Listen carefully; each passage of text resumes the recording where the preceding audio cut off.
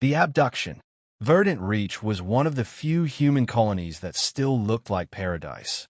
Rolling emerald hills stretched toward the horizon, dotted with wind towers and biodomes.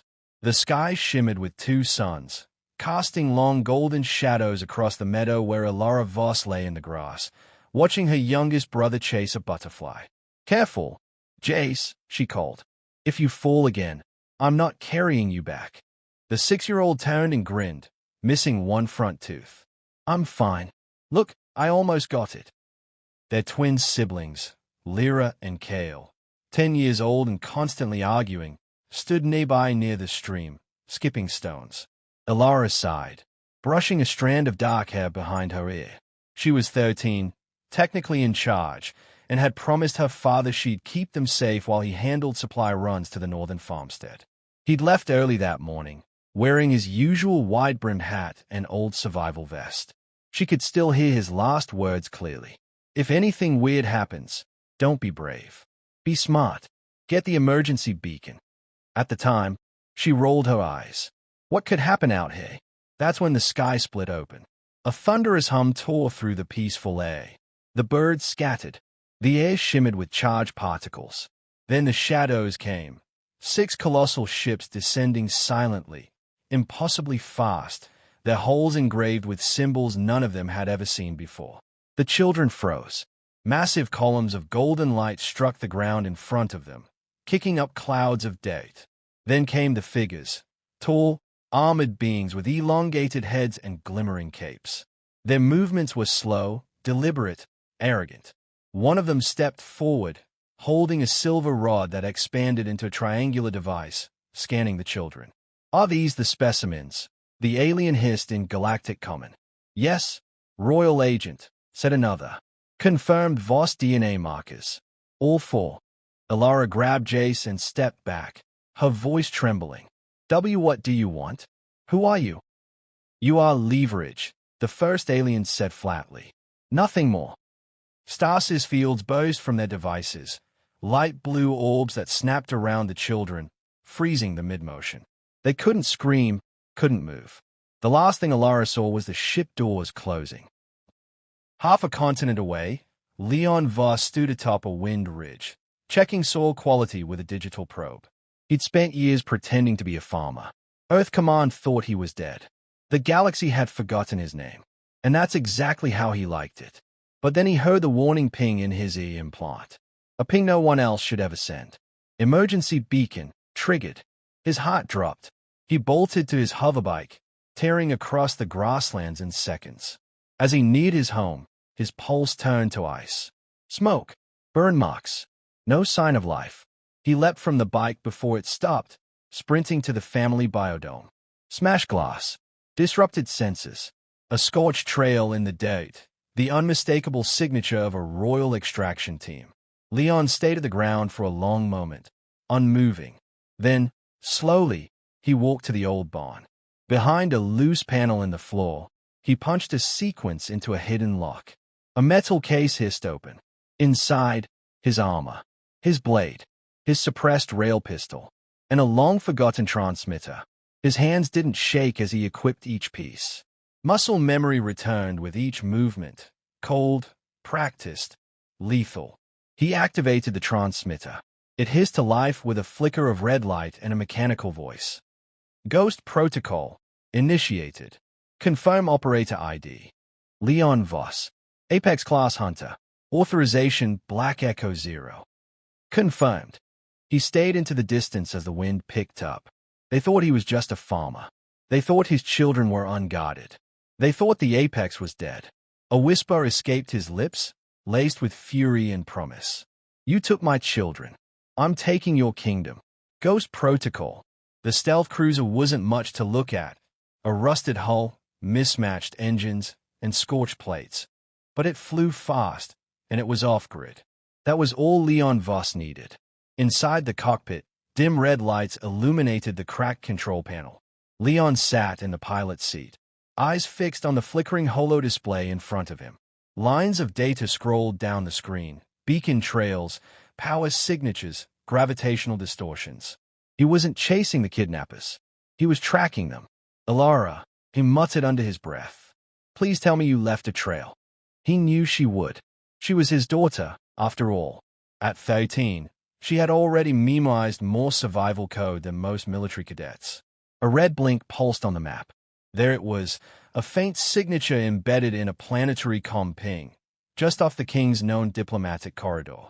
It had been masked under Imperial bandwidth, but Leon's decrypted algorithms dug it out like a splinter. A 3-digit code, A7X. Their family's signal for distress. She's buying me time, he whispered. He leaned back, exhaled slowly. Ghost Protocol was now fully active. 30 hours earlier, across the stars aboard the King's flagship, the children sat in a luxurious chamber, so ornate it felt surreal. Towering ceilings of gold lattice, floating lights, curved alien furniture that shifted shape with a thought. But none of it eased Alara's fay. She held Jace close. Lyra sat cross-legged, eyes scanning everything. Kale was muttering to himself, pacing with nervous energy. The guards never spoke to them. No explanations. Just food trays and blank stares. They weren't prisoners in chains. They were trophies. Alara whispered. We need to make them notice something is wrong. Not panic, just enough for Dad to find us. Kale scoffed. If he's even alive. Alara fixed him with a glare. He is. You know he is. Lyra leaned in. What if we hijack one of the cleaning drones? Slip in a signal. A 7X. Alara nodded. Exactly what I was thinking. They got to work that night, disassembling a service drone with a hairpin and sharp piece of cutlery. Hours of delicate work. And eventually, the beacon was set to transmit exactly once. Just long enough. Back aboard the cruiser, Leon rerouted power to the drive core and turned toward the Xanthoria sector, the central heart of the Galactic Crown. Normally, no lone ship could get within light years of it without being detected. But Leon didn't operate like most. He opened a hidden compartment and pulled out a smooth black cube, a mil-spec cloaking modulator, banned across every major star system. I'm not coming through the front gate. He spoke into his comms, activating a secure link. NYX, I need your favor. A pause. Then a sultry, artificial voice replied, tinged with static and suspicion. I swore I'd never get involved in your mess again. Apex. They took my kids. Silence. Then, coordinates. He sent the trace packet. 1 second later, 3 new network nodes unlocked. With NYX's help, Leon now had access to the King's classified orbital schedules. You're slipping, Your Majesty, Leon muttered. He took the ship into warp, the stars bending like liquid around the hull. Inside, his mind ran cold and focused, calculating dozens of outcomes, none of them ending in negotiation. Meanwhile, in the King's war chamber aboard Thun, courtiers bowed and clapped as the King gloated over the abduction. We have broken the human spirit before it could rise again, he announced to his advisors. They will beg for peace, and we shall offer it in exchange for loyalty. A guard approached, bowing. My king, we detected a one-time encrypted transmission from the holding chamber. We traced it, but it disappeared.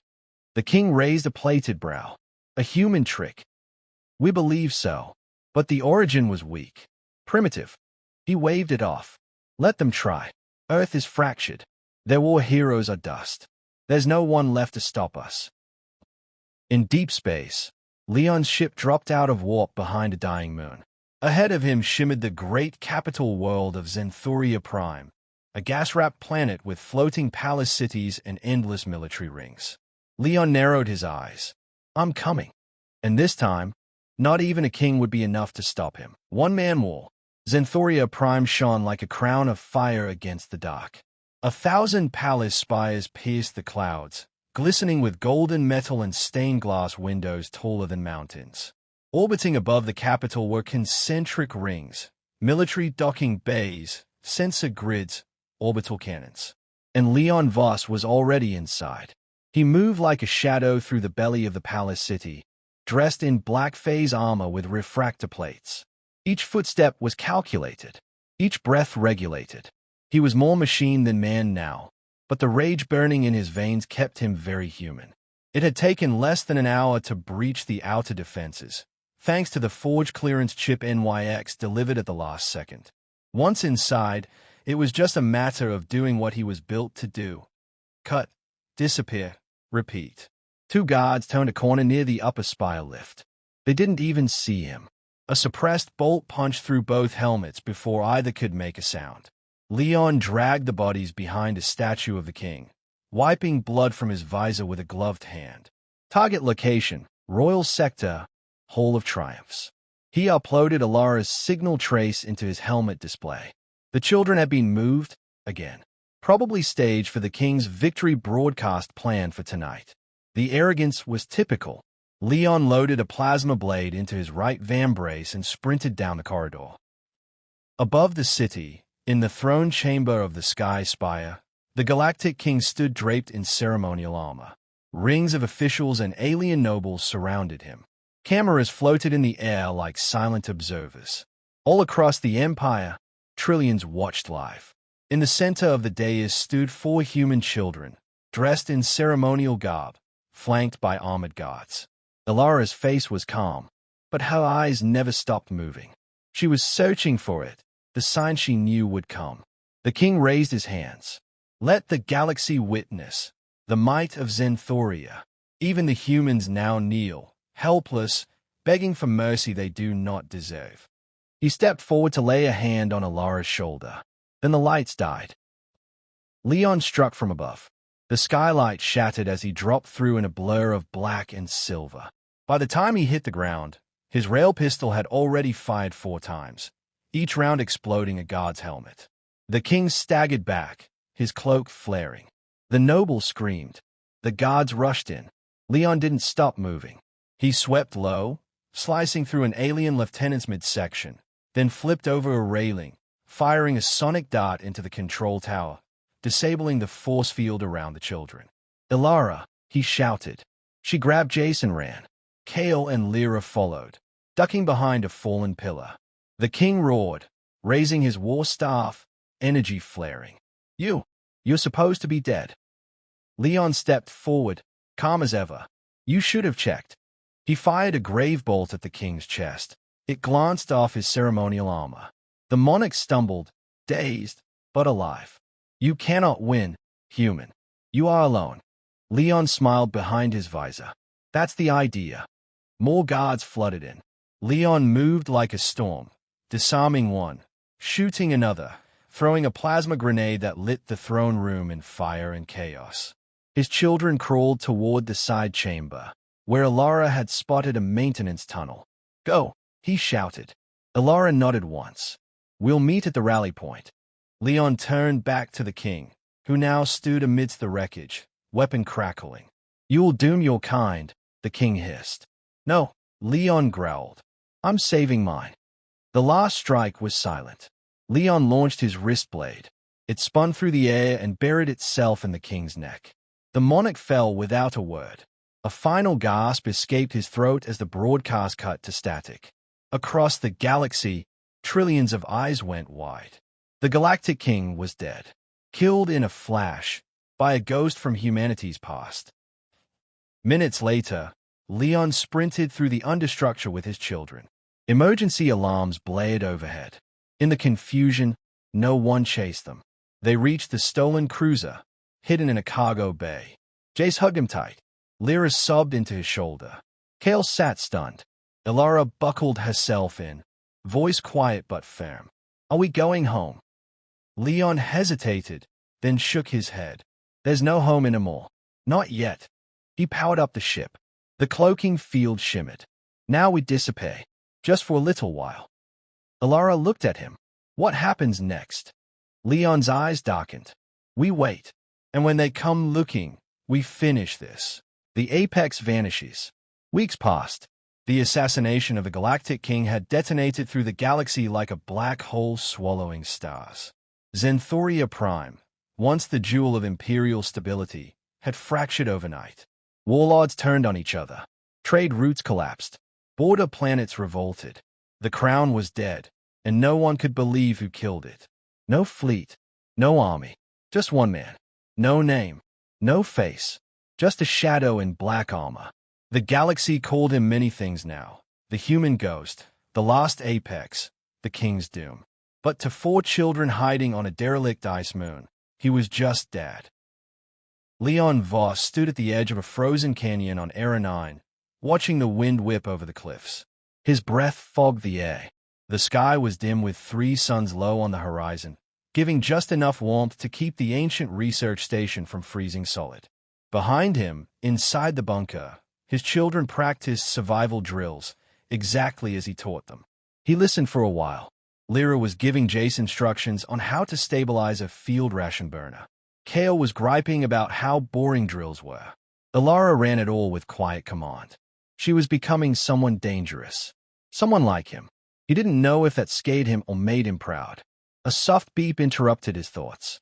The old satellite uplink he'd wired into the station hummed and displayed a message on his wrist pad. Encrypted. High-level Earth channel. The kind that hadn't dared to reach out in years. He opened it. From Earth Central Command. Subject. Acknowledged. Leon Voss. You've proven what we feared. The myth is real. The king is dead. You have become a symbol. And symbols can either ignite unity or chaos. We ask only this. Stay hidden. Stay silent. Let the galaxy believe you are vengeance incarnate. And let that fear keep them from ever touching Earth again. We will handle the rebuilding. You've done enough. Commandant Issa Malin, 3rd Earth Council. Leon read it twice, then deleted it. They were afraid of him. Good. He turned and walked back into the shelter. Inside, Ilara had set up a small tactical board made from scrap metal and etched maps. She looked up. Was that Earth? He nodded. They said thank you, then told us to disappear. Kale scoffed. Typical. He saves the galaxy and they ask him to vanish like a ghost. Jace looked up at his father.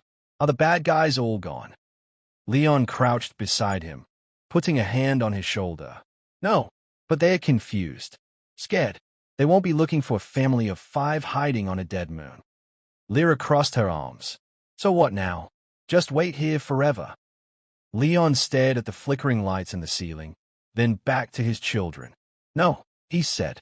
Now we train. Learn. Watch. The galaxy's unstable. We don't know what will rise next. He looked at Ilara. You're going to need to lead one day. Her eyes flickered, not with fear, but determination. I'm ready. Leon half smiled. Not yet, but you will be.